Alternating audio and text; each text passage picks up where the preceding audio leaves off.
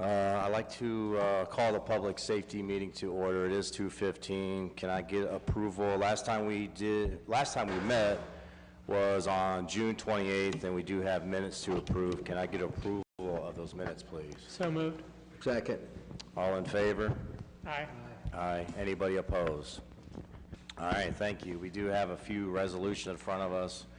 The first one is a resolution offered by myself, Councilman Kamer, opposing and objecting to the renewal applications of Andy's in the Park LLC, 1751 South Main Street, Akron, Ohio, 44301, for Class D5 and D6 liquor permits 02-11120, now pending before the Division of Liquor Control and declaring an emergency. And today we have from the prosecutor's office, Craig Morgan.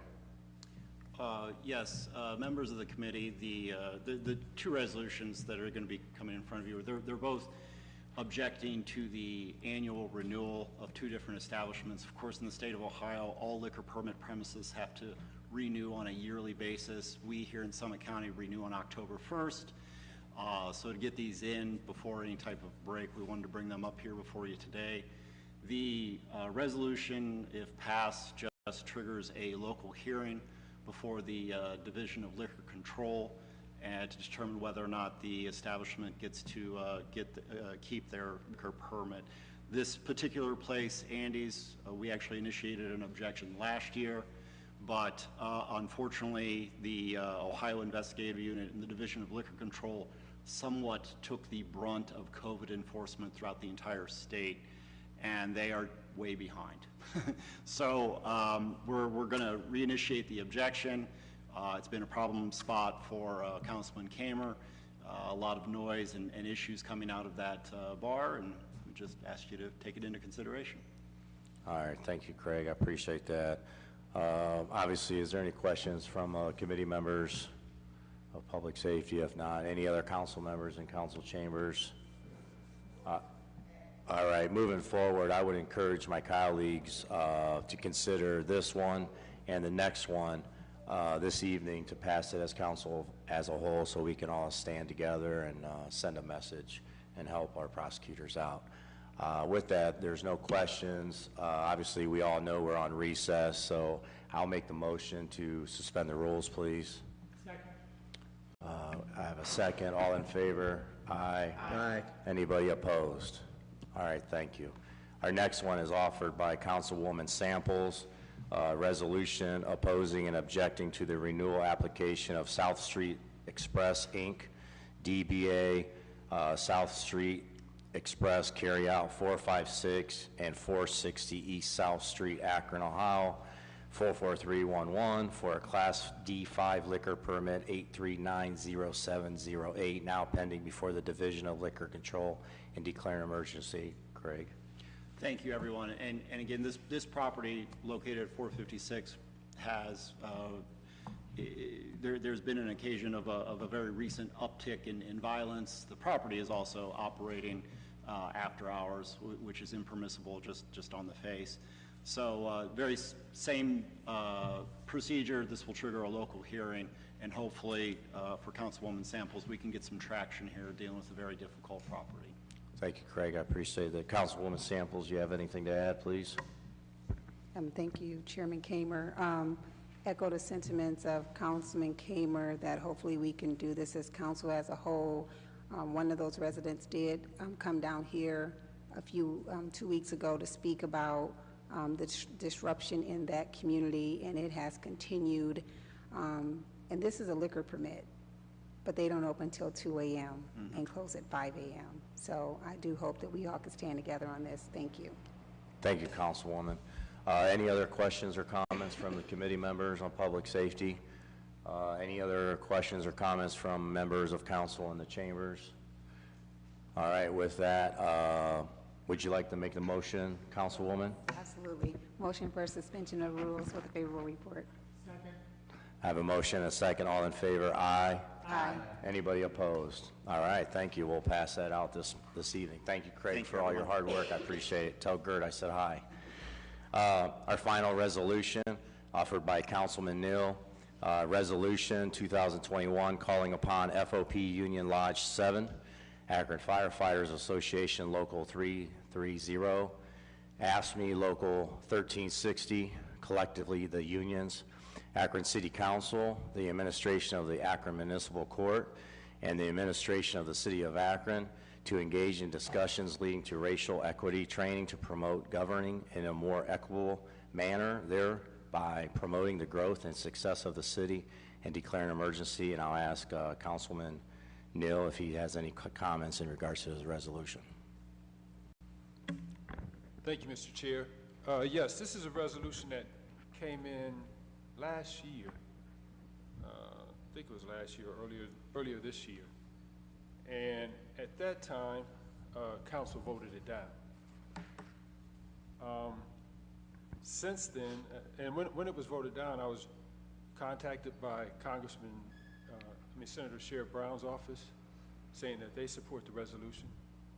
I've had conversations with members that work within the diversity, equity, and inclusion community that say they support the resolution. And more importantly, there's a supporting piece of documentation that I sent that's not with this that I'm going to ask that each council gets. More importantly, the Ohio Municipal League, in their April issue, wrote an article adopting that they support this initiative. It is imperative that as we have conversations about structural and institutional racism and what racial equity is about, that we have a normalized understanding of what we're talking about. You have the county, the city, the school system. We have a racial equity committee. Everybody's talking about racial equity, but what does it mean? If I was to ask even in this room, what's racial equity? What's the difference between equity and equality? I'm bound to possibly get different definitions. There are standardized best practices in every area when it comes to addressing issues like this. We have 2 attorneys on our council now. You have to have a common understanding of words that are used in the courtroom. You have to have a common understanding.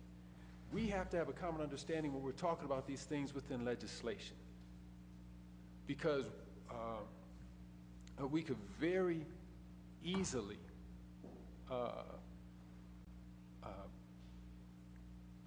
continue to perpetuate the systemic issues because of not understanding what we're talking about. So I mentioned the Ohio Municipal League.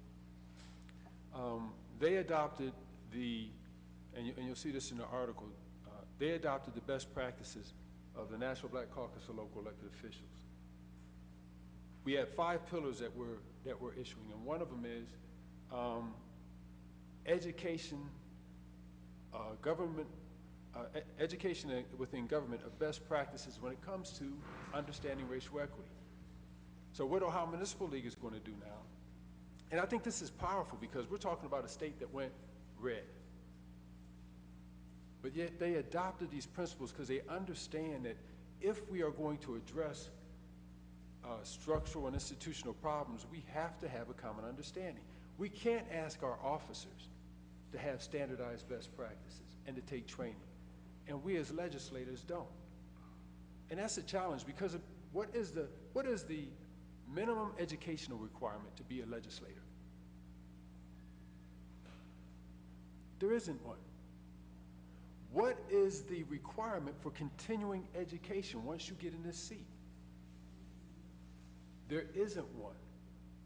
And as one of my colleagues said, we talk about officers being out on the street with a gun. We could be just as dangerous with not even dealing in politics. We could be just as dangerous with a pen. Passing legislation because we do not understand or have a common understanding. And then as a government body, we have to be on one accord. First within these chambers, then between the different branches of government and our unions that impact people. So again, I will get you that information, but I want to bring it because what stands before us right now as council? We're going to have the Race Equity Task Force bring their findings before us. And I've heard this from everybody that's working on these things, on these different task forces, be it the city, the county, wherever. There isn't any training that everyone has gone through to make sure everybody starts off on the same plateau. So that right there is problematic. Automatically problematic. And this is not just for us, this is across the country. What we have found is everybody wants to do what's right, so they jump into it, but everybody's all over the place. There isn't any, it's not like there's a Sigma 6 that you could reference. And so folks, this is an opportunity for us within our city to create a standard of understanding so that when we use this term, be it in a labor reunions contract, setting policy to engage our citizens, to address this issue, we have a common understanding so that we can move forward in really addressing this issue. Because if we don't, again, like I'm saying, even with good intentions, we will miss the mark. And I will, I'm going to ask, I'll make sure that everyone gets the article where Ohio Municipal League adopted best practice, because what Ohio Municipal League is going to do is create a legislative best practice training. Won't be mandatory. We're looking to partner with the George Voinovich Institute out of Ohio University. And then with that, just as cities like to have all-American city or welcoming city, since we can't force anybody, but what we will do is with corporations is to look and see how many legislators within a city have taken racial equity training classes so that they know if that's the city they want to do business with, based on the number of their legislators that have taken continuing education classes. But it starts with creating synergy within our community so that we can be on one accord to really address these issues that we're talking about. Thank you, Mr. Chairman. Thank you, Councilman. I appreciate it. Before I take any questions, I do have one question for you, and I do have a comment. After reading this over, I do see there's a union missing that represents several different departments, including 911, 311, CSPA. Can I ask why that's excluded in this resolution? Just because I did not know them. We can easily amend it and add them because it should include any and all unions that impact our employees. All right, thank you. My comment before I move on is I did talk to 3 union presidents before, 3 out of the 4 before today's meeting, and moving forward, I didn't support the resolution before, and I'll continue not supporting this resolution just because I don't want to get involved with the union process. So with that, I will take questions or comments from any committee members. Councilman Lombardo. Thank you, Chairman Kamer. Just wanted to know what was involved in this training. Is it once a month? Is it live? Is it video? Is it annually? That would be dependent upon those that do the training coming together and look at, see if there's any synergy between what they do right now and creating a process for us to go through. Like right now, council, we haven't gone through any. We talk about it in legislation, but we haven't gone through any training. And the Elevate Akron report came out 4 years ago now, 5 years ago now, but yet we're using these terms. So what would happen is those that are dealing with this training right now would come together and look at how, see where there's synergy, and then create some understanding on what we can do. There are agencies. We're a part of National League of Cities. National League of Cities has the Race, Equity, and Leadership Council, which was formed to give best practice. Councilwoman at Large, Linda Mobian, has taken the training. Councilwoman Samples has, and I know as a board member, they're making it mandatory that anybody that sits on the board take that training. If you're going to be engaged in dealing with legislation that they pass and resolutions that they pass, represent all of municipalities on Capitol Hill. So the form of training, we have modules that we could look at under, best practice, Rio Race Equity Leadership Council. That's who Ohio Municipal League is working with, the Race Equity and Leadership Council, as well as, Ohio Municipal League has government representation from towns, cities, villages across the state of Ohio, as well as from Governor DeWayne's office. And what we do is we meet once a month. I'm blessed to sit on that along with Summit County Councilwoman Gloria Rogers. And we talk about what our best practices, and we put those together. So those that are in that arena will help shape that process for us. Go ahead, follow up, sure. Okay, but you don't know at this time if it's going to be a video that we watch to get certified, if you will, or it's going to be an ongoing, once a month type of thing. You don't know at this time what it's going to be like. I can tell you what we've gone through. Again, if we say that as a city, because I believe I remember when we first went through it, I passed on information to the greater Alliance of Race Equity, to the administration. And the administration has since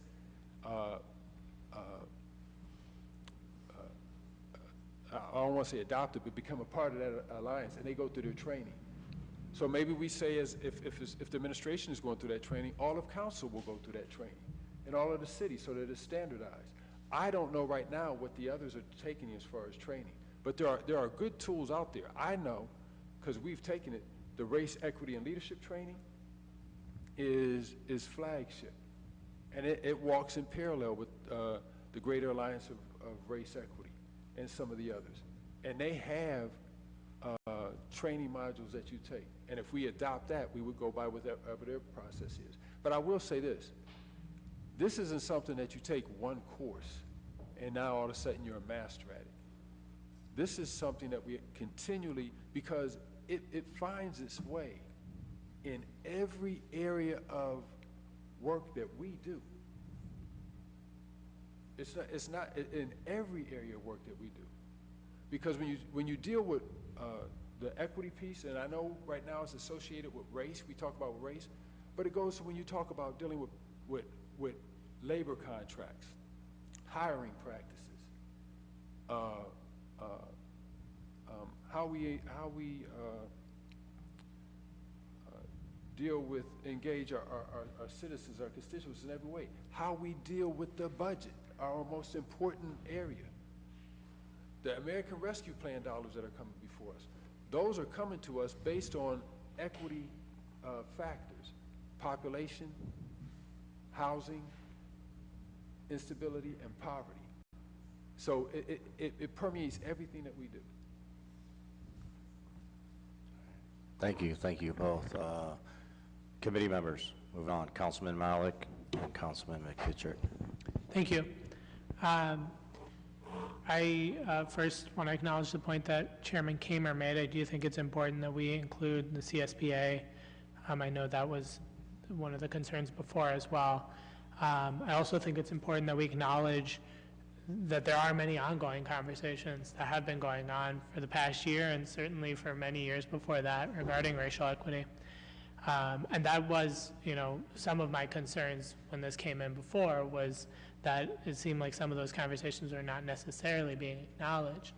But at the same time, I very much appreciate the comments by Councilman Neal, because I think they reflect an underlying issue, right? Which is that I'm not sure, it's worth acknowledging that everyone may not be on the same page on this, right? I know, Mr. Chairman, you referred to conversations with some of the unions, and I think that, just being fairly blunt, it's not clear to me that the FOP thinks that there is a systemic racism problem in policing, right? From some of the statements and some of the rhetoric. I would disagree, but that does not create a space in which to have a conversation about racial equity training. And so to the extent that this resolution acknowledges that, I think I certainly, support it, but it does, a resolution does not a conversation make. And I think it's worth us kind of taking a few steps back. And I was very troubled when we had the incident with the officer putting snow in the person's face, and the response from the FOP was that that kind of conduct was totally appropriate. And citing to an officer who has spent many years training officers on use of force. And that to me, and that made me, and I've said this many times in private conversations, so it's worth saying in public conversations, that made me step back and say, well, how do I have a conversation with folks about that when I view it as totally unacceptable? And they view it as totally acceptable and within policy. And so I think it's worth acknowledging that tension. Because I think we have to start there with, are we all willing to have that conversation? Thank you, Councilman McKittrick. Thanks, Mr. Chair. I think I asked this before, and I'm curious. I know Myra Snipes has done different training that was similar to this across the city. I participate, as she acknowledged in the last meeting we had, I had asked when this was discussed previously, she did acknowledge that she had done different training of this sort. Will this take place, take the place of her training, or will that continue, or how will that work out? Councilman McKittrick, this resolution does not deny that different departments are having some form, hopefully, of training. What is it stating exactly what Councilman Malik stated? Everybody's at different levels of understanding. There's no standard. So the police department, and there's an article in the paper today about a sheriff up in Collier County. I'm sure they've had some kind of training, but read his letter. It lets you know that he's missing the mark. But as Councilman Malik stated, they said that putting the snow in the guy's face was acceptable. And that whole process. There needs to be a standard, a normalized conversation and understanding on what we mean when we use these terms. And we've got to understand, when we talk about systems and structural and institutional practices, understand the histories of unions in themselves. Understand the history of unions in themselves in the whole race construct.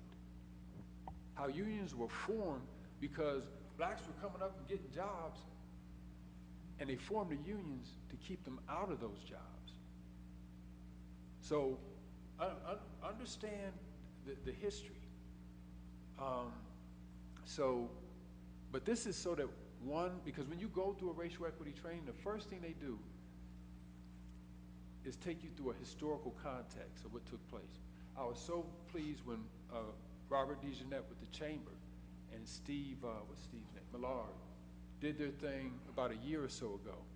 The first thing they did is start off with the history of Akron, so that we could understand the history of Akron and the racism that played in Akron, that parlays in how we set policy and some of the things that we do. And it's still, because it's entrenched in our very fabric, it still produces the same outcome, even though none of us are like that way. And I said this, look at how we built Garfield High School. Understand the history of Garfield High School when it was supposed to be built the first time. Firestone wanted to build Garfield High School. They were going to put a swimming pool over there and everything. And I don't know what the population was at that time. Is this kind of on this topic? No, it's on topic, sir. It's right on point. I want you to understand. It has something to do with the city departments? It has something to do with the nature of the fabric of the city. At that time, we had a school board that was ran by the Klan. And I think Garfield High School may have had a predominantly Italian community there. I'm not sure, but I had an immigrant community. And they said, no, we don't want that school built there. So it got shortchanged. Now let's go all the way up to where we are now. Here we have a high school, Garfield High School, one of the most historically decorated football programs in Northeast Ohio. And when we build their school, they're left with 50 yards of practice field for a high school team, varsity, freshman, JV, for any soccer team. How do we have that kind of disparable investment? Subliminally. You know, those things are entrenched in the very fabric of how we operate within the city. It's systemic. It's not you or me, but we're in the system. And if we don't understand how structural and institutional things work, they inherently produce the same outcomes.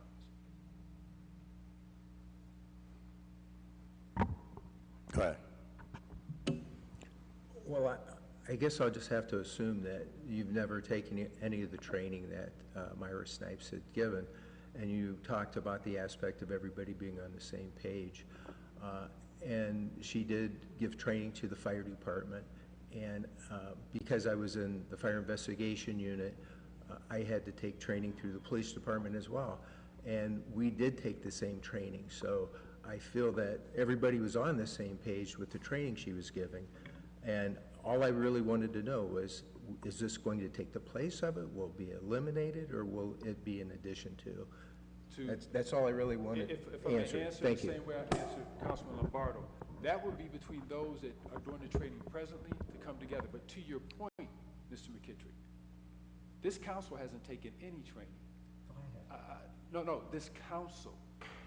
If I was to ask you to please give me the definition of racial equity and equality, please give it to me. You know, what is it? Because we talk about it in legislation all the time. What is the difference between equity and equality?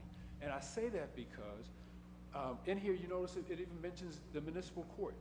We had a municipal court that passed a policy that was inequitable, I'll say a court system, that was inequitable to our municipal court judges.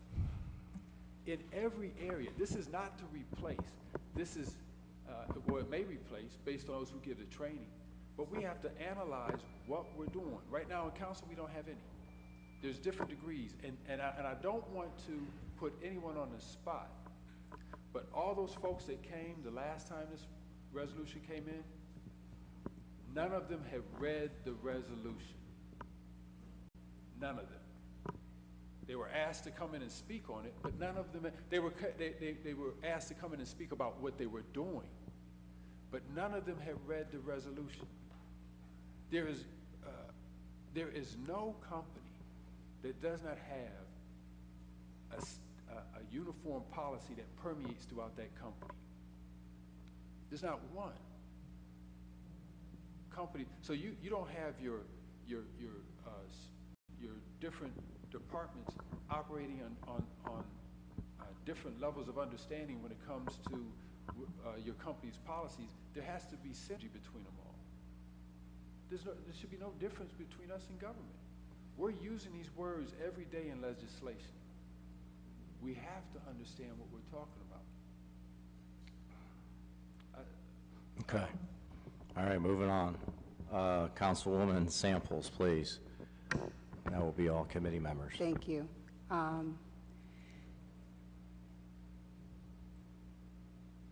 Racial equity seems to be the new buzzword, and we can recreate these committees to say that we are actually going to do something to address it, but nothing substantial has happened, and that's just my opinion.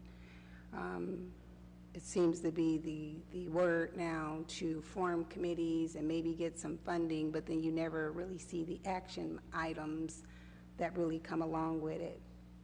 We have to get past the committees and being able to have conversations even when they're made to make people uncomfortable in order for us to see progress. So my hope here, if you don't support it, you don't, but I think it needs to come out of committee so the other council members can have an opportunity to vote on it instead of killing it in a committee. That's my opinion. It's a resolution. We're asking these departments to address it, to do some training about it. This is not an ordinance. This is not legislation. It's a resolution. So I do hope that even if you don't support it, you can support it when it's at a committee of a whole instead of kill it in committee. Thank you. Thank you, Councilwoman. Any other questions or comments, other committee members, other council members? All right, with that, before we vote, I like what Councilwoman Sample said. I will support this moving forward. Thank you. Once again, I will stress that I will not support this because I'm actually not going to engage in the union process as a council member. And then also, I'm not going to have a colleague of mine tell me what kind of training I need. So moving forward, I'll ask for a motion to suspend the rules so we can move forward. I'll make that motion.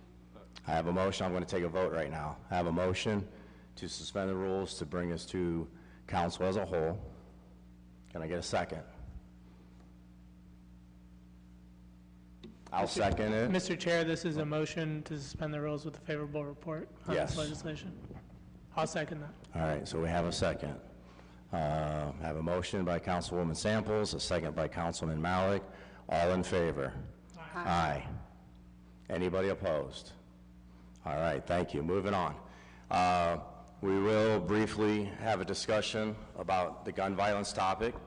I want all council members to know that I have been in communication with Deputy Mayor of Public Safety Charlie Brown, as President Margot Somerville has known about these conversations.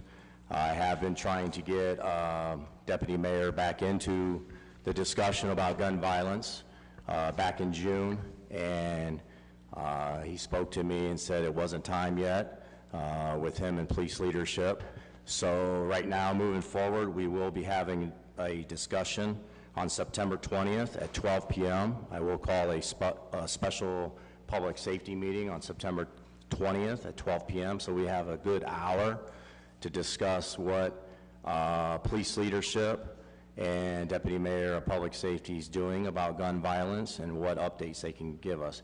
But as of right now, moving forward, what we're going to do is submit any solutions that any council members might have. We're not going to get in any debate. We're going to offer solutions, and that's what I'm going to start with. I'll start with my solutions before I move forward. I have 3 solutions, hopefully to help curb gun violence, not in just Akron, but throughout Summit County.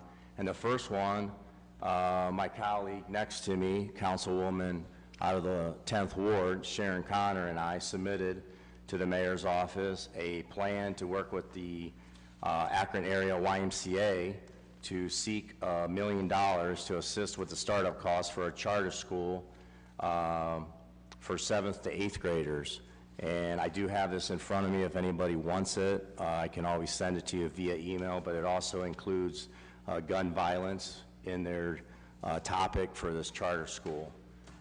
My other solution moving forward with gun violence is I'm asking if it's necessary for the administration or the Akron Police Department to come to this council with the need for overtime enforcement, for overtime dollars to be allocated to go and try to seek these individuals and get these guns off of the streets. So that's my other solution I'm bringing to the table. And my last solution is I really don't think City Council can really dive into this and handle this alone. I really think it's a Summit County initiative. I think the more people we bring to the table, the better we can do at fighting and combating gun violence. So my other solution is maybe for the mayor's office or the administration or council leadership to come up with some gun violence task force with a couple council representatives, maybe one at large, and myself being the chairperson, and I'm going to look down at my colleague down at the end that I disagree with a lot on council, but I think she's co-chair of public safety, and I would recommend her being part of this committee. And I'll give her kudos because she has stood on council floor for many years speaking about gun violence. Also, this task force could be part of involved the county executive's office, the Akron Municipal Court, obviously Akron Police Department representatives, the Sheriff's Office, the Juvie Court Administration, Summit County Common Pleas Administration, Akron Public Schools. Try to get a coach, maybe a principal involved in that discussion. Also possibly the Health Department, a representative from the Health Department, and some church leaders, faith-based leaders.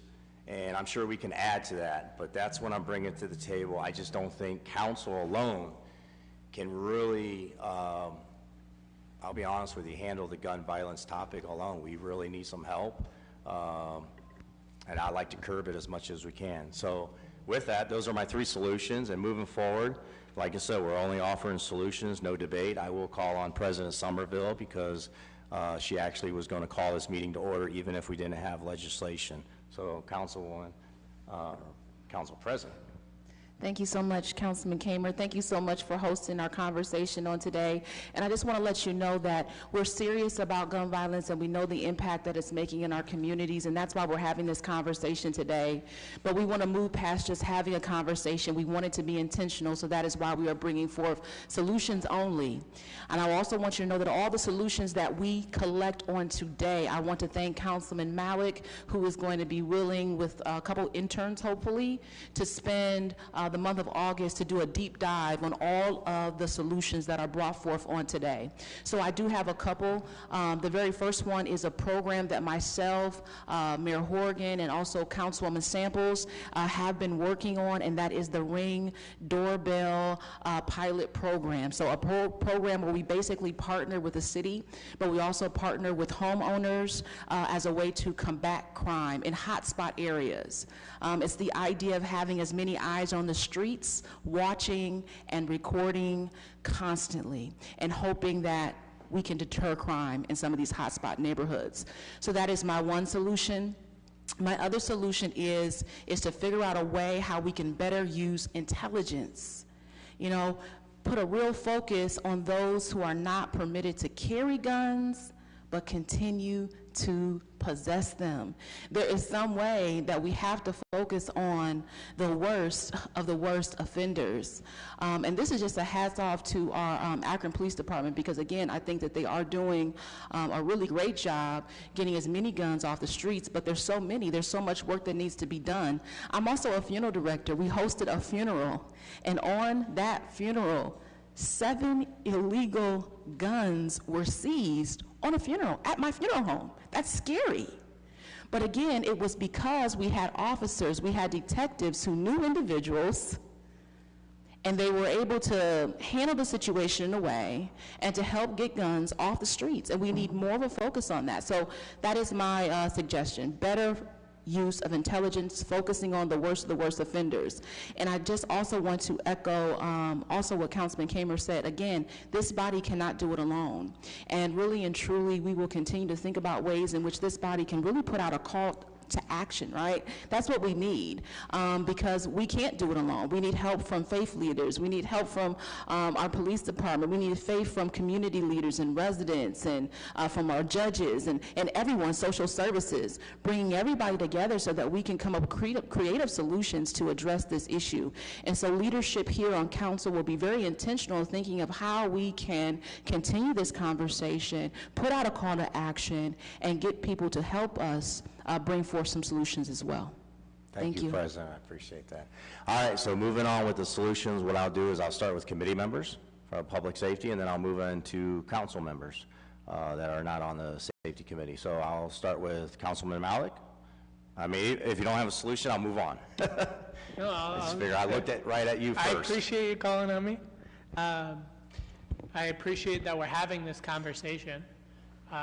Obviously, we've had, I think, 33 homicides this year as of today. There was a killing yesterday. Just between committee meetings, the Beacon Journal posted an article about the young man who was killed. And that, I just read that. This this is the most important issue that we're dealing with, right? It should be our first priority, it should be our second priority, it should be our third priority, it should be our fourth priority. And I think that I'm really looking forward to reading what folks have written down and hearing what everyone has talked about. I hope that we can continue these conversations. I am very mindful of the fact that we cannot, as council alone, solve this issue. These are very intractable issues that people have been working on for a long time. There's a lot of folks in the community. This is a social and cultural issue in addition to a policy and political issue, right? This is a societal issue. But there are things that we can do, and I think particularly, I think there needs to be a focus in terms of funding. This rescue plan funding that has been allocated, that has been passed by the federal government, the White House and others have really pushed the focus to be on helping resolve some of the underlying racial disparities, particularly with regard to violence, right? And so I think there are a couple of things, and in fact, they've also, the Department of Housing and Urban Development has also said that HUD CDBG money can be used for some of these programs as well. So I think we should look at that as well. But just a couple ideas that I have briefly. One of the things that I submitted through the rescue plan proposal process to the mayor was an idea we've talked about previously, to have mental health and social service responders respond to some nonviolent, low priority 911 calls where police are not needed, so that we can free up officers' time to focus on gun violence. We're going to have some experts who've written about this and who've looked at other communities doing this. We're going to have them come and talk in September, but I hope that that's something that we can look at for funding in the rescue plan. I look forward to talking more about that. Community policing, I know this is something that many folks on this council have talked about for a long time.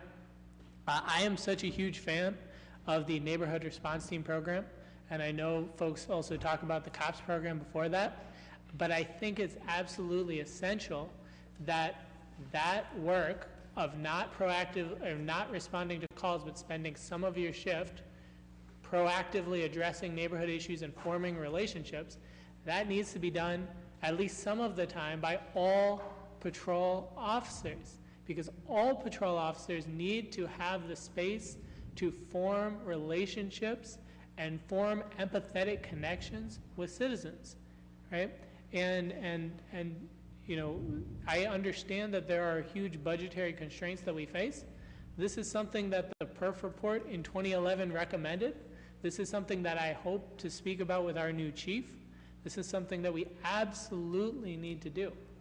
And then finally, I think there are a lot of programs, especially if we look at across the country, about community violence interrupters and intervention programs. And we have a lot of groups in the community, whether it's Project Ujima or others, that are doing some of this work, and hopefully we can direct some of the rescue plan funding to this.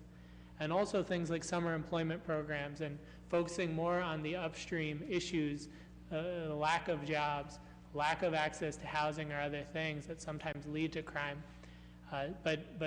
So I won't drone on and on, because we don't want to be here at 7. People want to go home and have dinner.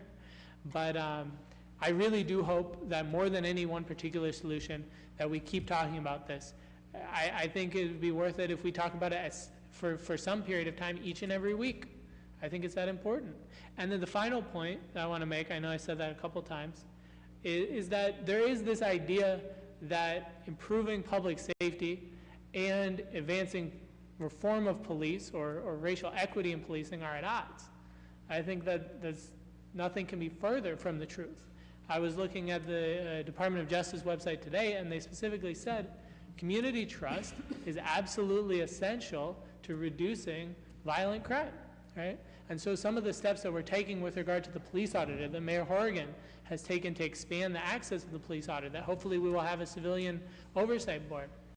I think those things are absolutely essential in creating that trust between officers and the public. So those are my thoughts. Thank you. Thank you, Councilman. I appreciate it. Who's next? Councilwoman Samples?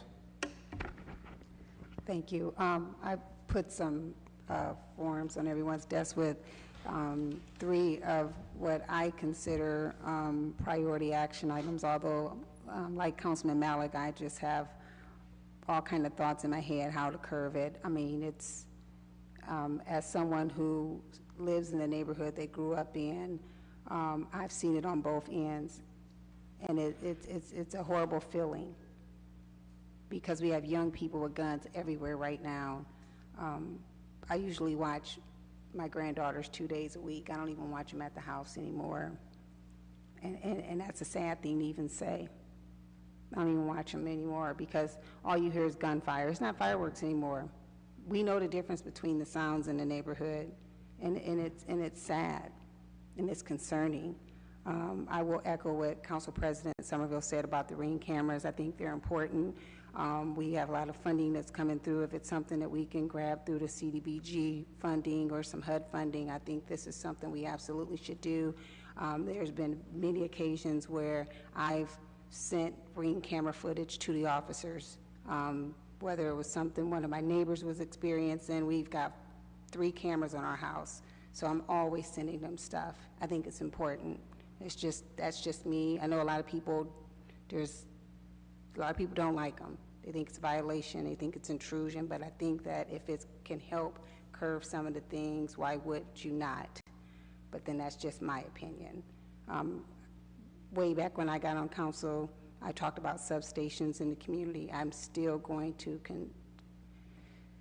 keep pounding this home about these substations. I think that if we could, while we're in these communities and we have all these vacant buildings, if we could have substations, I think that it will help with the community police outreach. I think it will help with response times, and it most definitely will help with relationship building in these communities, in these neighborhoods. And just being able to be in that neighborhood, you're able to do those park and walks that we talk about, the cops on the porch that we talk about, being able to be an extension of the neighborhood response team or cops. I think that if a lot of these young people, and that's where a lot of these issues lie, have a relationship, they won't be so afraid to have a relationship with our officers. I truly believe that.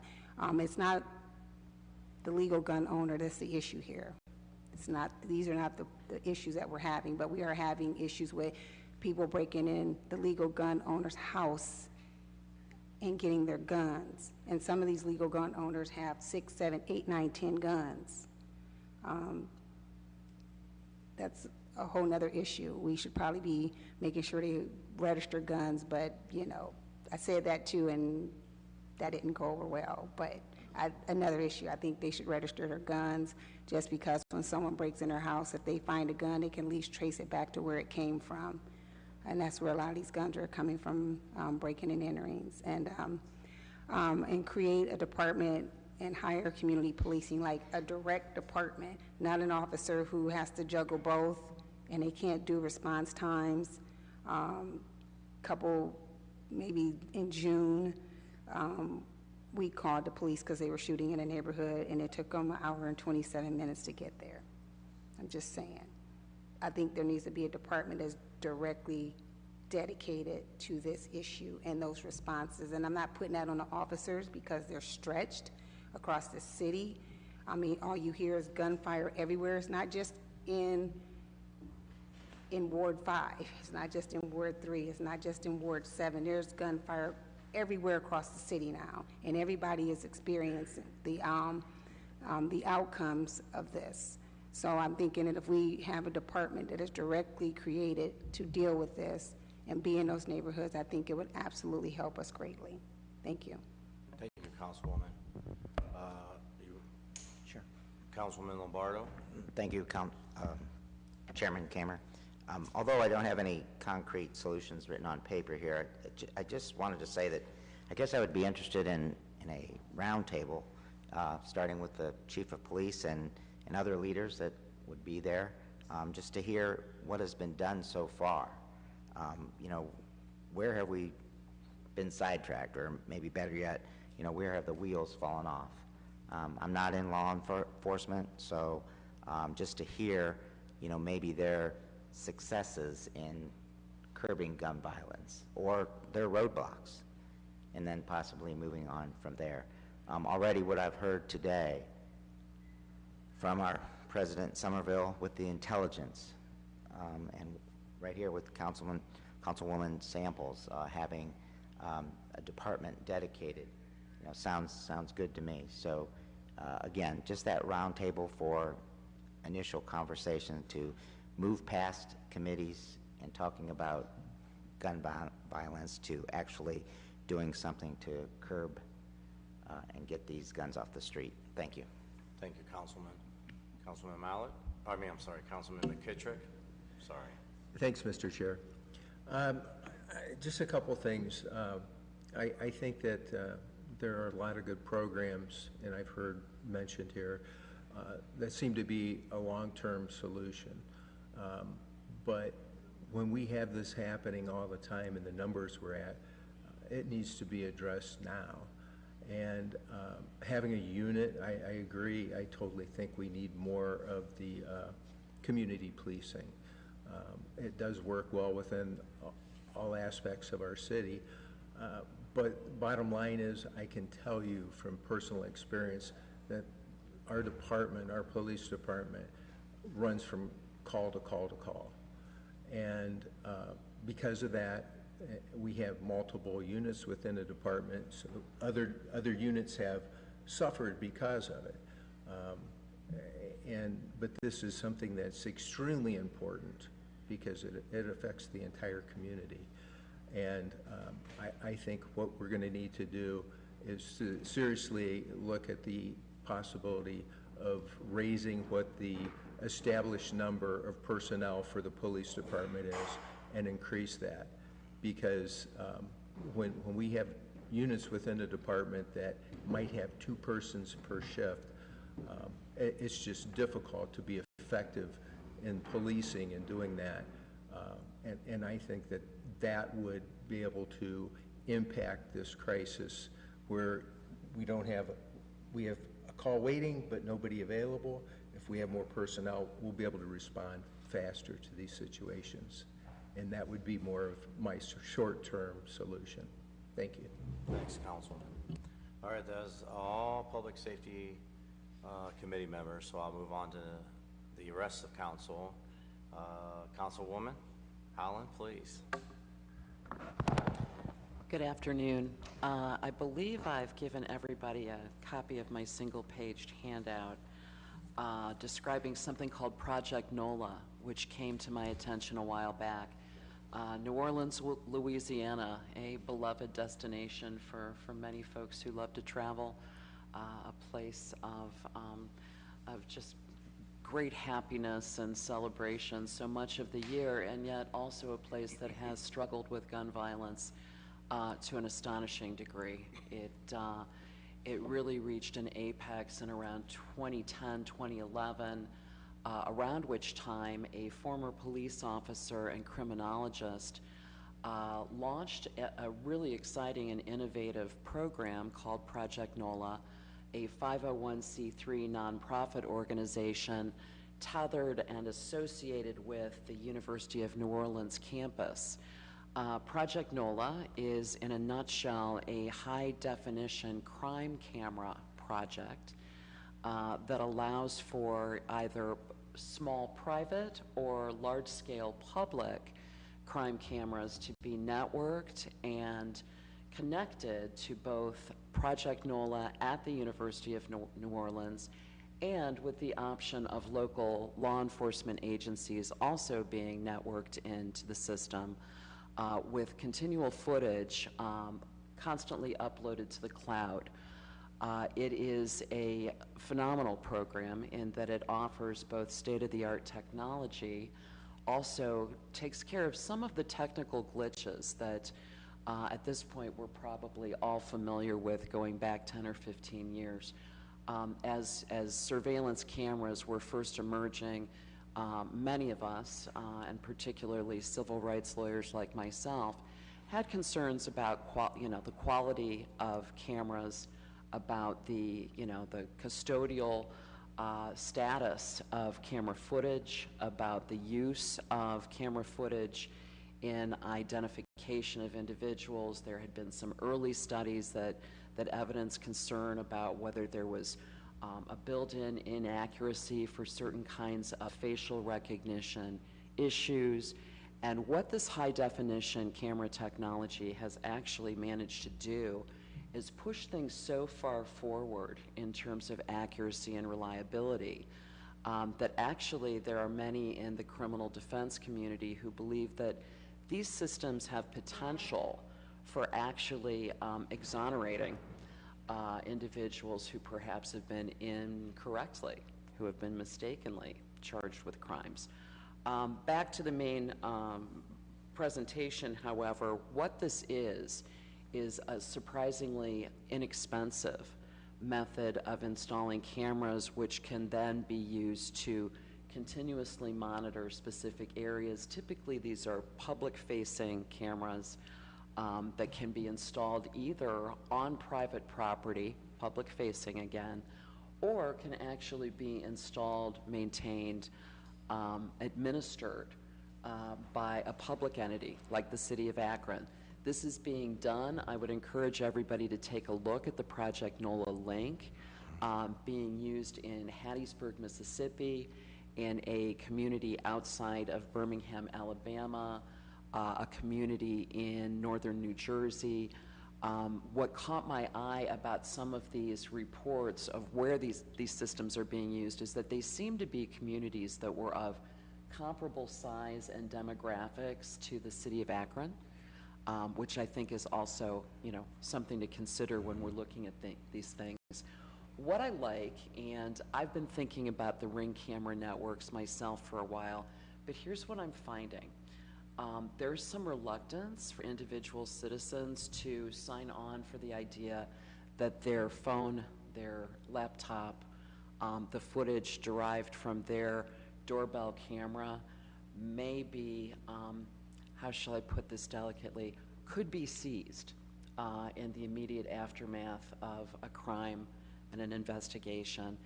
This actually cuts out that whole process in that we don't even need a server. The footage is going directly to this organization based at the University of New Orleans, also to our Akron Police Department. The footage is retained for 10 days.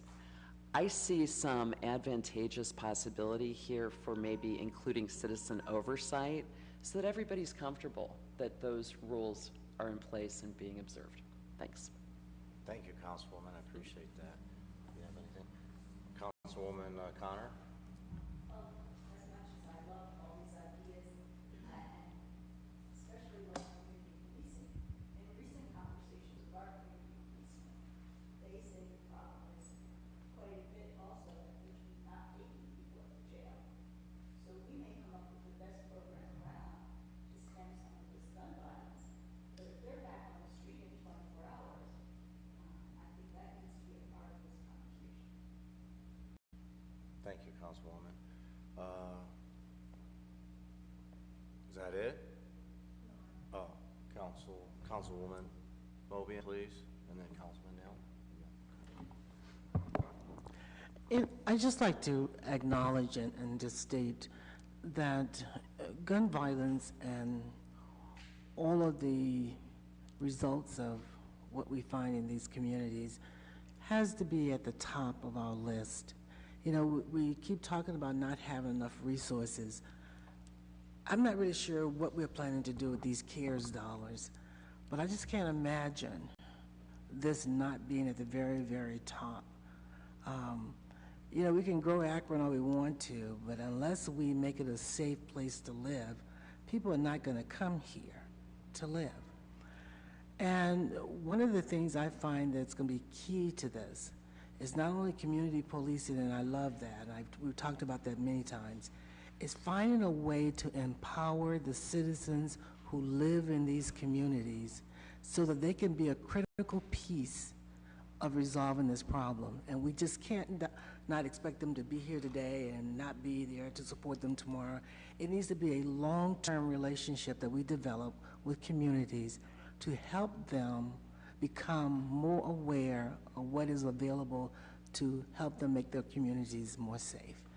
Because at the end of the day, when you start having young folks at 1 o'clock in the afternoon, 3 o'clock in the afternoon having shootouts, something is seriously wrong in our communities that we cannot figure out a way to address this. I mean, these folks are getting so brazen that they could care less about safety and who's seeing them and that kind of thing. So we got to find a way to empower our citizens to help us. Community policing, I strongly believe in. I've heard about cameras, but I'm not really sure what kind of cameras and how you place them. But there has to be a way in these really hot communities where we find all this violence, well, more than not. Because I live in Ward 8. You don't hear about this problem in sections of Ward 8. Now, there are sections that we have problems, but there are places where it won't be tolerated. And we know that there are parts of this community and parts of different cities that folks would not tolerate this kind of behavior. They would come together and they would do something about it. And that's what we have to stress to these folks that are living in these communities. What can we do to help you become more empowered to take your community back? Because that's what it's going to take. And whatever resources we have available to us now, we need to utilize those resources. And I hope we can come up with three things, no more than 5, that we can put our arms around and say, these are the things that we want to do as a council. These are the things we want to find money to pay for. And these are the things we want to stick to and see the results, because there are ways that people do it all the time. They get the violence out of their communities and they strengthen themselves and they become more empowered and realize that the buck stops with them. You can call the police all you want, depending on how busy they are, unless you dedicate some officers to address this particular issue, they may not be able to get there fast enough.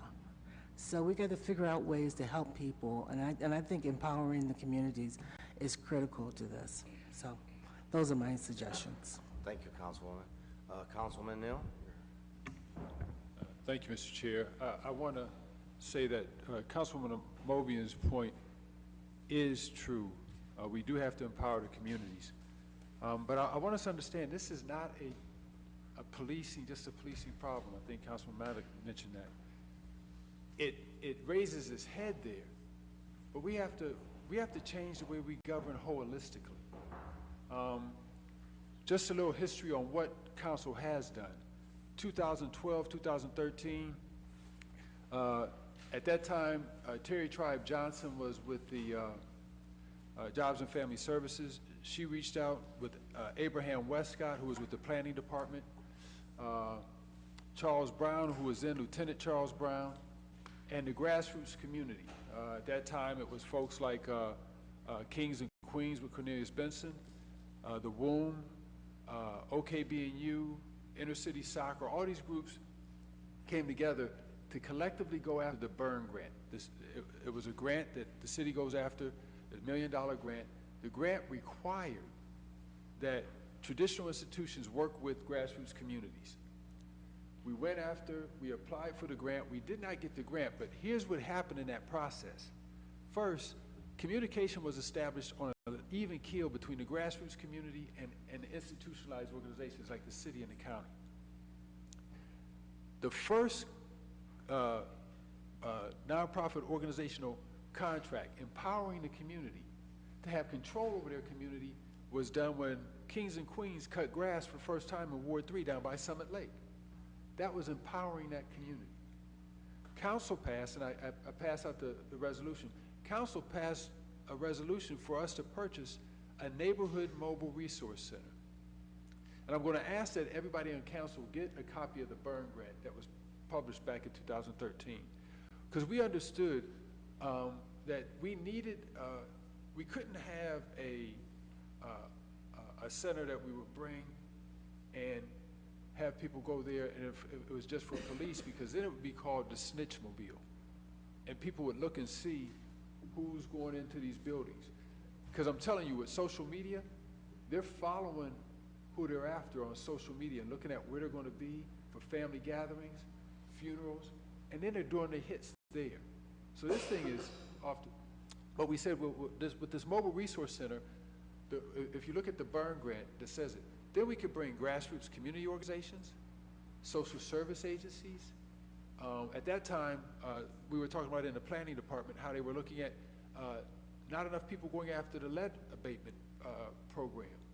Well, we know demographically where these houses are, but, and I've said this before, many of us have driven through neighborhoods and we see shopping carts a mile or two away from the grocery store. Those kind of things are indicators of a problem in that neighborhood. We can go into that neighborhood with the Mobile Resource Center and minister those. So that piece is there.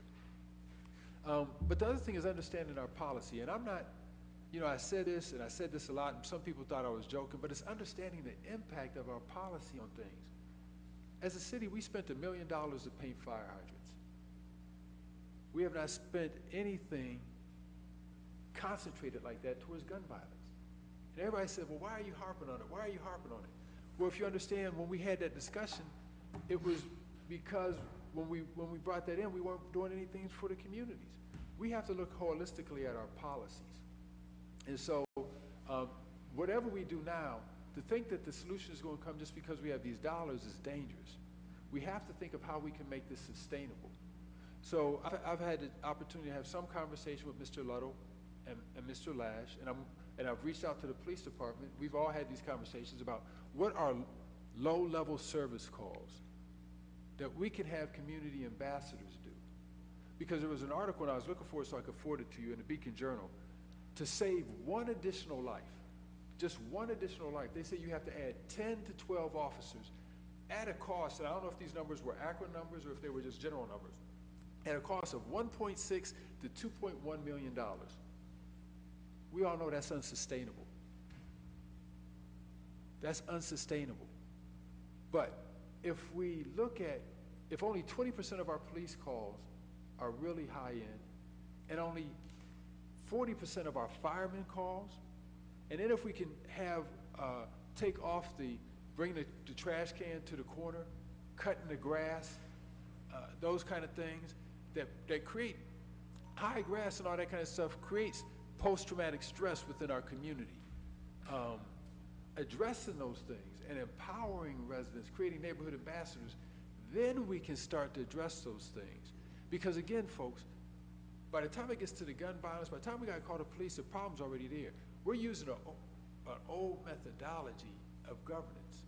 It is really about empowering the community so they can govern itself. And I believe us looking at how to bring neighborhood ambassadors into the fold to handle the low-end service calls and create a network between social service workers, mental health workers, the police, and then our school system, juvenile court system, children's services, senior services. They all have community outreach people. Creating synergy between those, we'll be able to address our issues. And I've left some other information when we have a more in-depth conversation I'll share in regards to what's taking place right now. Thank you, Mr. Chairman. Thank you, Councilman Fusco.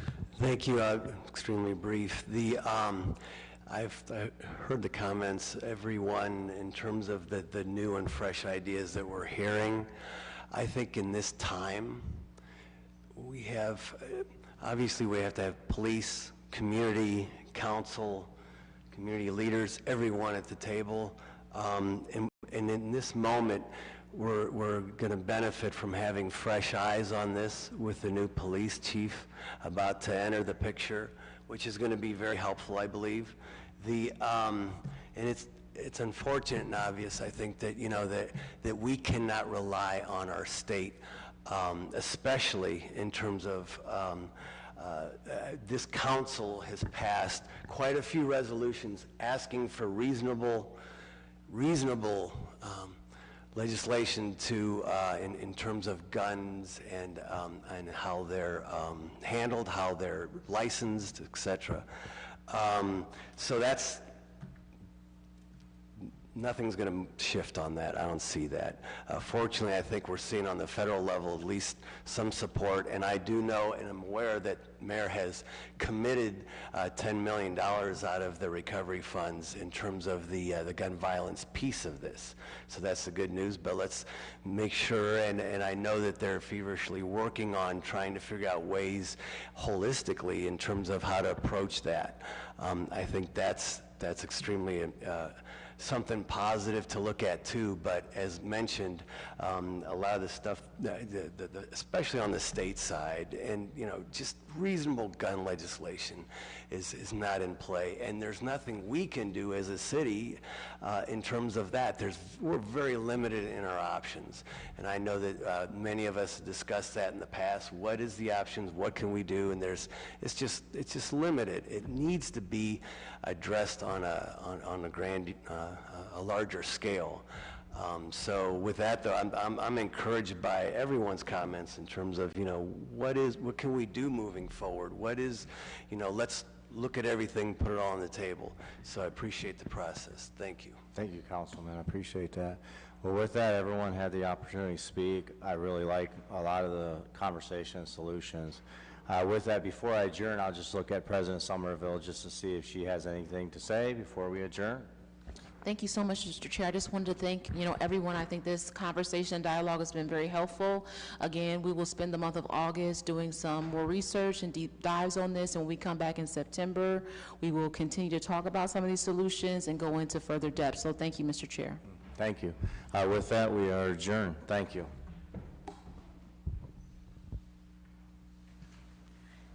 Our next committee for the day is the Rules Committee. Those committee members are Freeman, Fusco, Amobian, Connor, and Malik.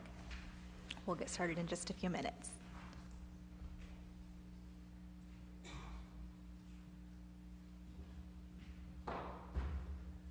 I'd like to call the Rules Committee meeting to order.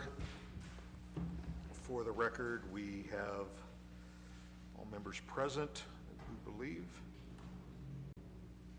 To have a motion to accept the minutes from the last meeting.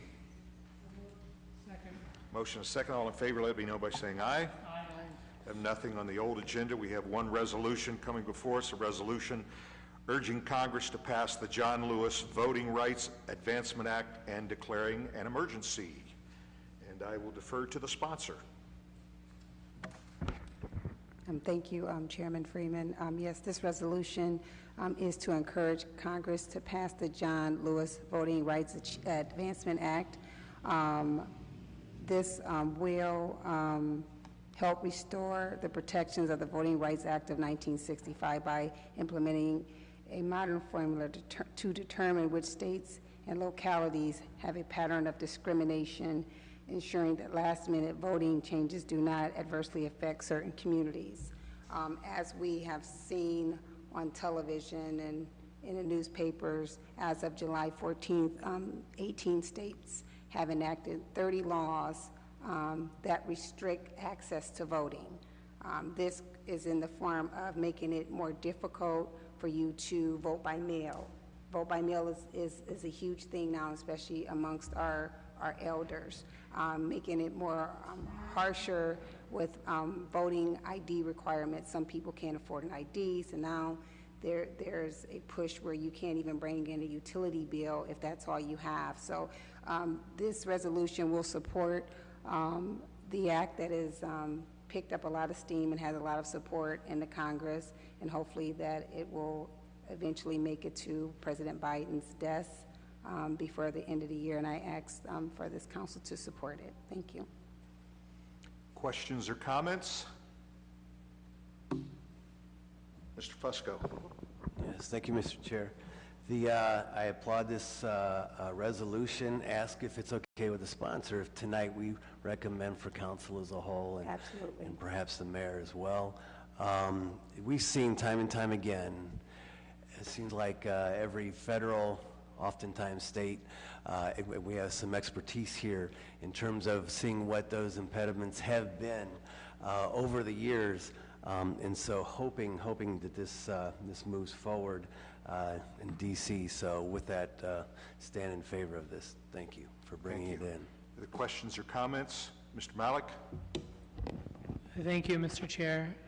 Just to echo what's been said, our voting rights are under attack all across this country, including here in Ohio, where legislation has been proposed to limit drop boxes, to limit access to early voting.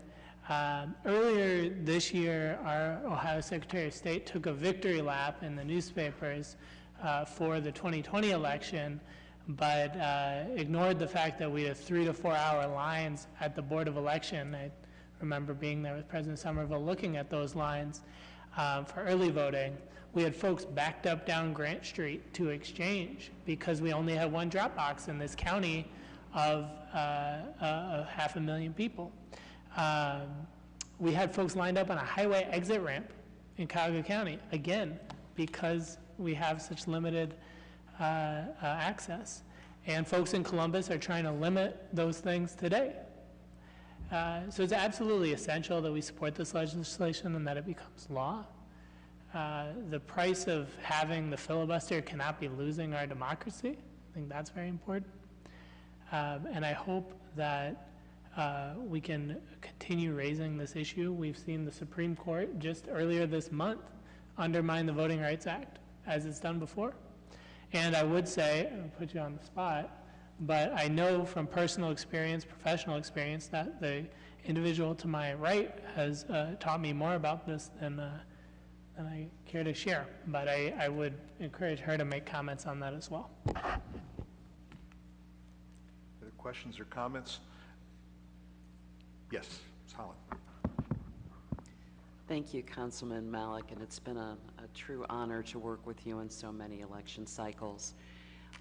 It is axiomatic that the right to vote is perhaps the most essential, the most central, the most fundamental of all of our civil rights. And it is equally fundamental that any time we presume to change, amend, to legislate anything that has to do with our exercise of the franchise, it should be in pursuit of making voting easier, not harder. And so I wholeheartedly support this resolution today. I'm so proud to be part of it. Thank you. Comments or questions? I do have one question for the sponsor, and I've just done cursory reading here. Does this increase the federal government's power when it comes to pre-clearance and whatnot? Does it increase the federal government's power to address state elections within states?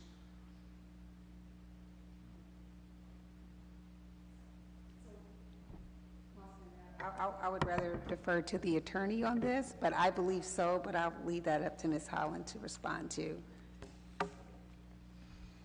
If I'm understanding your question, Councilman, you're looking to know whether the John Lewis Voting Rights Act would increase the federal government's ability to control the state execution of elections.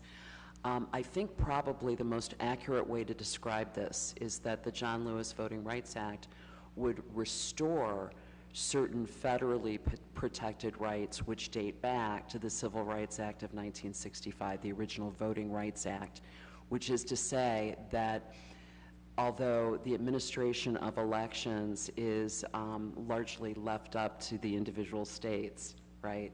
That because there is such a fundamental constitutional right involved, that the federal interest in assuring that all who are qualified and eligible might cast a vote that can be counted. This is a restoration, of the federal government's ability to assure that that is in fact the case.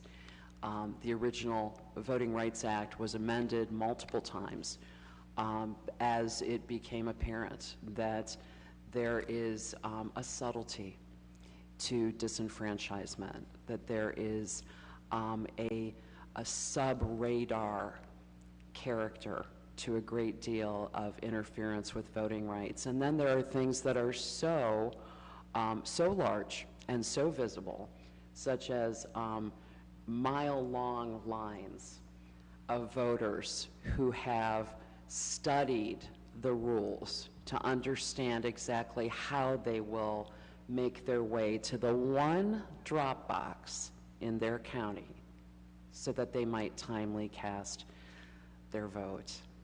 That it's necessary for us to be vigilant about efforts to impose obstacles to this most fundamental right. So that's an awfully long answer to a really great question, but we also have an awful long history of elaborate and orchestrated and deeply disturbing efforts to impede the right of Americans to cast their vote and have them counted.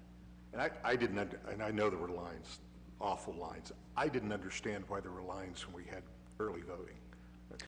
Did you know, whatever postage is now, 55-cent postage stamp could have kept you out of a line for 3 hours. Well, and there's an historic piece. I hope I'm not out of order in responding to you this way, but there's a huge amount of history about the importance, and many families have stories about the first time a family member was actually eligible to go and cast a vote, the first time that a family member felt safe to do so. There's a story within my own family when great-grandmother was finally eligible 100 years ago to cast her first vote, and the importance of physically arriving to the voting location and doing so that even as we put into place elaborate accommodations to work around a global pandemic, a level of organizing and accommodating that is just unbelievable in hindsight, but was very, very crazy smooth and well run. Still, there are many Americans who feel so strongly that to show up and to be there in person is everything. So there's another piece of that too. Voting rights advocates actually are always delighted to see a line up to a point. Okay, and since I have two attorneys sitting across from me, with your permission, the Supreme Court decision in, what was it, 2003, 2006, what was that about? Because my understanding is that this voting, this that's being brought in is referring back to a decision that the Supreme Court made in 2006 that supposedly took some power from the Voting Rights Act. Anybody? Can you give me some more? Do you want to take this one? It was Shelby County. Right. It's a 2013 Supreme Court decision. Oh, 2013, right? Thank you. And that is effectively what Nancy was describing, sorry, Councilman Holland was describing, in terms of, it limited federal pre-clearance or pre-review of laws from states that have historically passed voter suppression laws, right? And so this would, in fact, it would be Congress coming back and saying to the Supreme Court, no, we really do want to have that pre-clearance review, right? And so that's why she's saying it's restoring basically to the pre-Shelby County status in 2013. But even then, just again, on July 1st, in the Brnovich case, this year, the Supreme Court further undermined the interpretation of the Voting Rights Act, right? So this is a thing that's going to continue.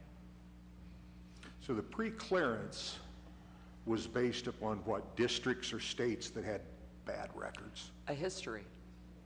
Yeah, so if there are a certain number of laws or actions Right. that are found by a federal judge to violate the Constitution, say it's 10, right?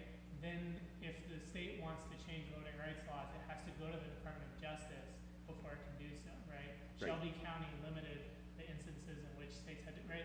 I think it was Justice Ginsburg, one of her most famous dissents, right? She said that limiting the Voting Rights Act because you're saying that we're further away from racial discrimination or that's in the past is like throwing away your umbrella because you're not getting wet, right? I think that metaphor really applies here. Right? That's what we did. We threw away the umbrella, and now we see voter suppression laws all across this country. Okay, thank you. And sorry, if I could make one more point about the mail-in voting, right? I absolutely understand. I was confused when I stood there at the County Board of Elections. Why would people wait a 3 or 4 hour line? But I think we have to go back and remember just how much people have lost trust in the mail, right? And especially during the pandemic, people didn't have a lot of confidence in the mail before the pandemic. And I think at that point, in addition, the state has limited the instances in which we can actually mail out people's absentee ballots, right? That's something we could have just automatically done to everyone, and that would have made things a lot easier, but we didn't do, so I think that's another piece of it. So the pre-clearance, whoever they were that came under the pre-clearance criteria, how did they come out from under that to say, hey, we're good now? We don't need to be under that umbrella? Or was it something that was set in stone forever? It depended on the circumstances. In some of these instances, there was a consent decree, a federal court order, which was in position and with which the particular jurisdiction, the state, had to comply. It was part of frankly, a penalty for having been caught in violation. And this is kind of an education for me. So, and I hate to learn at everybody's time and expense here. So right now, if Ohio says, okay, next year, not going to be white ballots, it's going to be purple ballots, do we have to have that pre-cleared? No. Okay. No.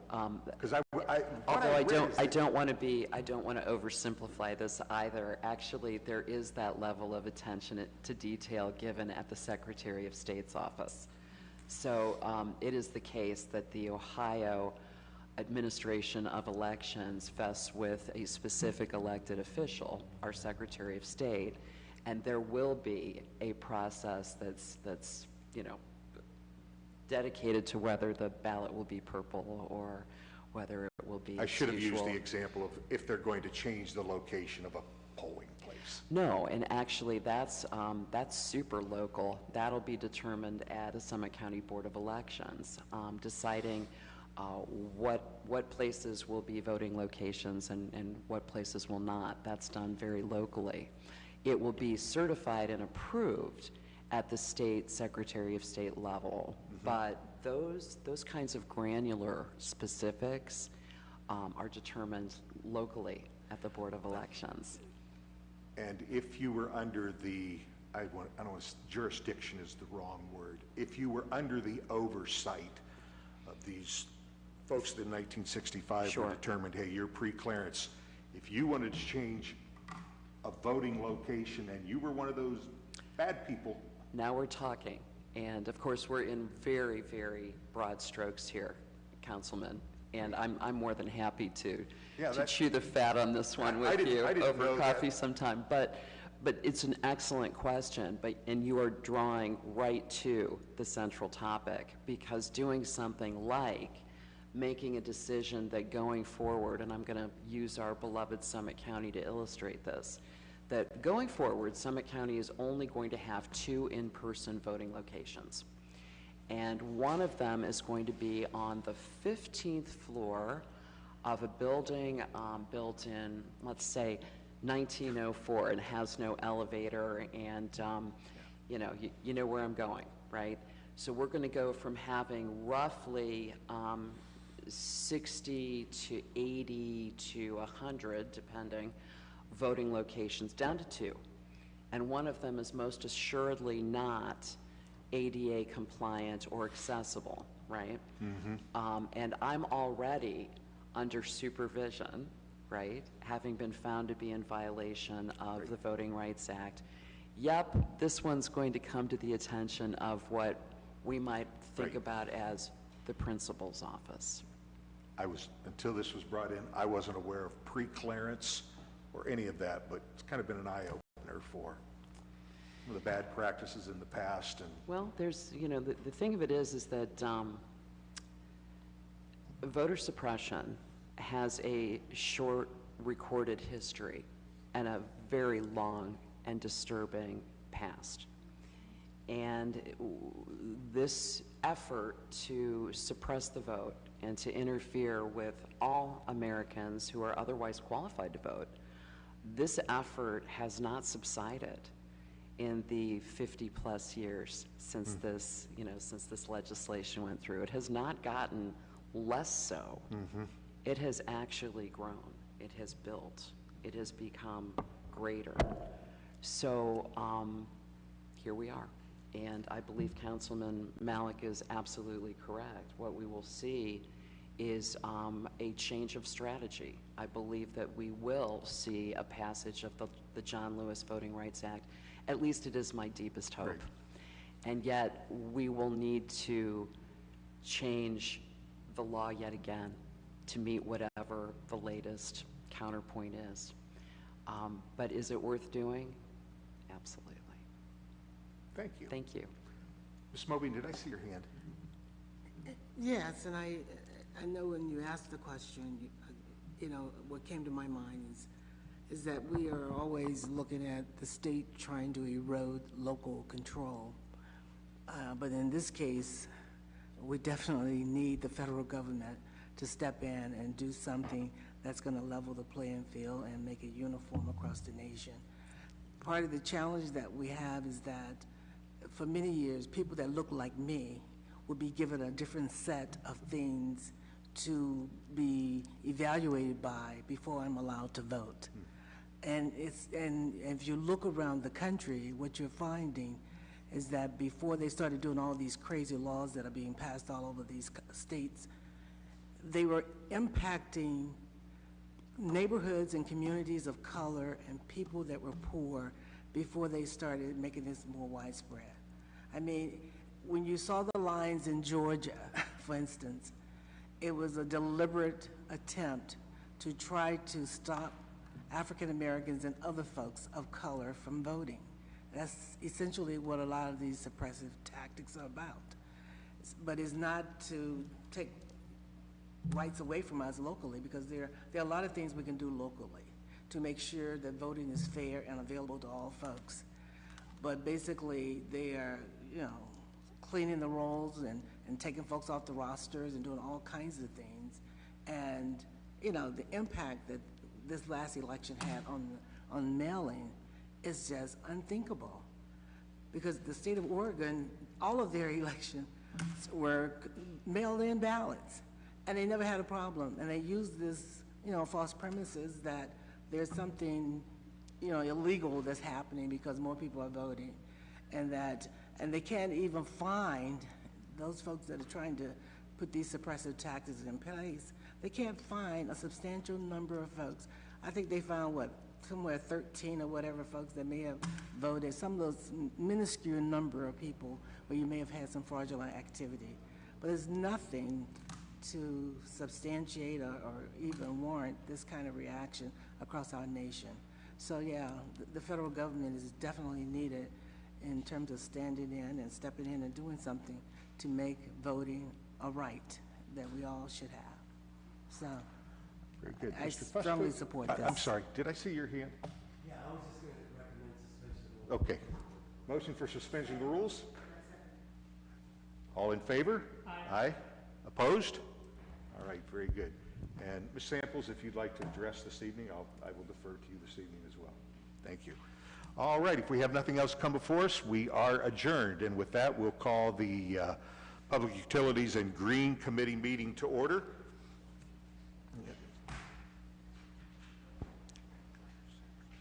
And we have all members present. If I could please have a motion to accept the minutes from the last meeting. Motion a second. All in favor, let it be known by saying aye. All right, very good. All right, Public Utilities and Green. Sarah, we just have the one piece, correct? Okay, we have a resolution approving and confirming the appointments of Jeff Fusco, John Malish, and Sarah Biviano to the Tree Commission, approving and confirming the appointments of Sarah Vradenberg and Joyce Smith to the Tree Commission, with their terms expiring on January 1st, 2024, and declaring an emergency. Who will be speaking? Yes, thank you. Thank you, Mr. Chairman. I'm Michelle DeFiore with the Office of Integrated Development.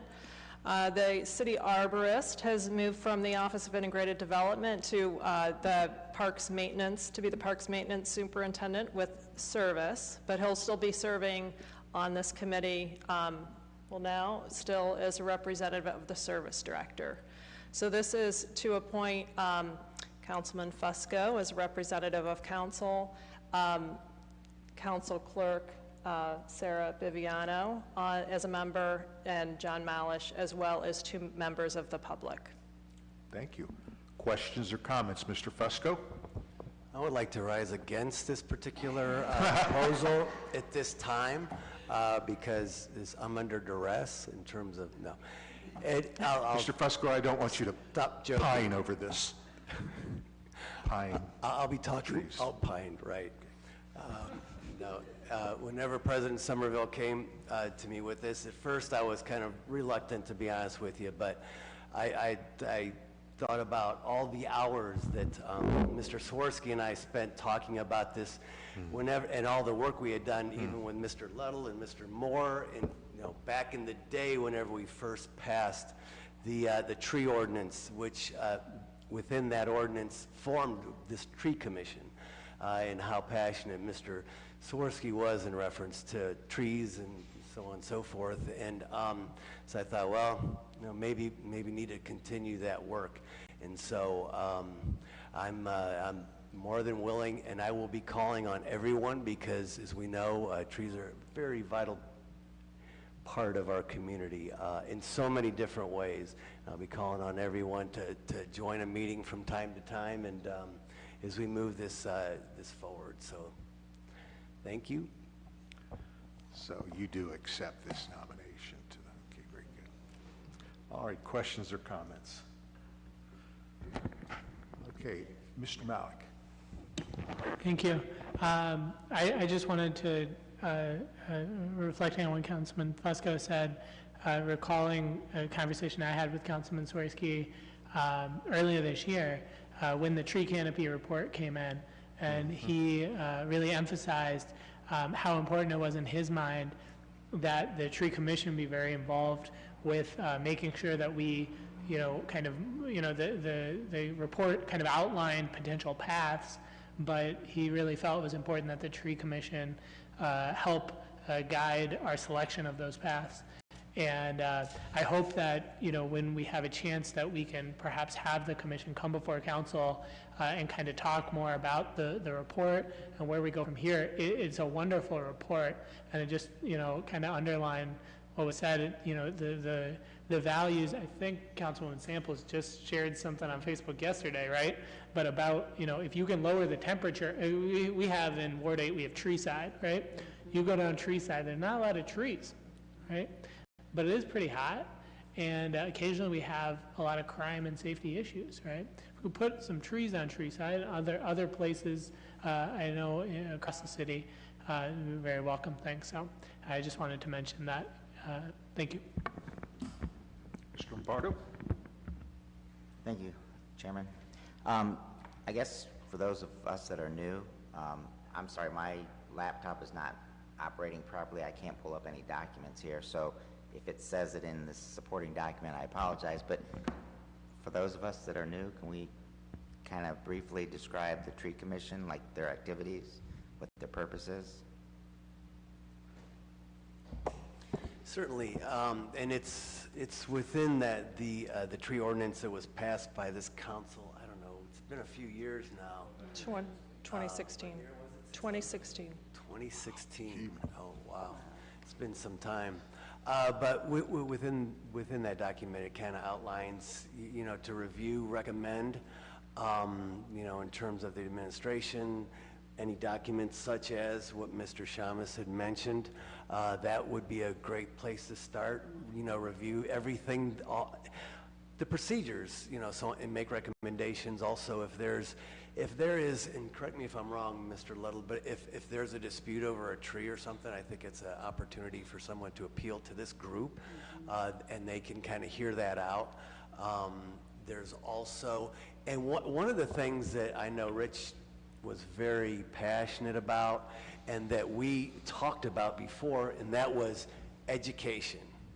Educating the community on the value of trees overall, and the benefits thereof, and maintaining, and so on and so forth. So that's one of the things I think we're going to need to talk about, and maybe even down the road look for a little bit of budget in terms of educating the public about the value And so I think that would be, and there's so much to learn about them. I know whenever Rich and I started, and it took us a couple years to get through the whole ordinance. It had not been updated like in 50 years. And so the thing of it is that we would spend a considerable amount of time just talking about it, and people, the average citizen out there, you know, you just think about, well, I got to go out and rake the leaves in the fall and blah, blah, blah, but and since no one's fault, other than maybe our own, we need to educate folks. There is a value to trees, and many of those tall trees we see out there are worth literally thousands of dollars in the market. So there's a lot to be done, a lot of work ahead. So looking forward to being a part of it. Okay. But on the subject of nuisance trees, that's a different department? I'm sorry, what's that? On the subject of nuisance trees, that would be a different department? No, we're going to dive into that as well. Okay. The nuisance trees come to the tree commission for a hearing. Okay, thank you. We're going to be diving into that. Thank you. Mr. Malik. Thank you. Just one quick question for Ms. DeFiore. You mentioned the city arborist moving to parks maintenance. Is that position going to be filled by a new person, or how is that going to be handled? You know, at the present time, he feels that he can do both roles. He's very knowledgeable of the street trees and where they're at. He also has some new software that allows less time for more management, so he's really excited about that. So I think we'll see how it goes. Okay, well, I guess my commentary on that would be that definitely no one knows more about trees that I've met in the city of Akron than Mr. Malish, certainly. But I do think that we can, hopefully as we head into the budget next year, look at some moral support for him. I think there are lots and lots of calls that come in, and you know, parks maintenance, not a small job by itself either, so I just want to make that, you know, point. Mr. Freeman. Yes, Ms. Samples. I just want to make a motion for suspension of the rules with a favorable report. We have a motion. Is there a second? All in favor? Aye. Opposed? All right, we'll pass that out this evening, and we are adjourned at 3:58. Thank you. That is the final committee meeting for today. Council will meet at 7 p.m. tonight.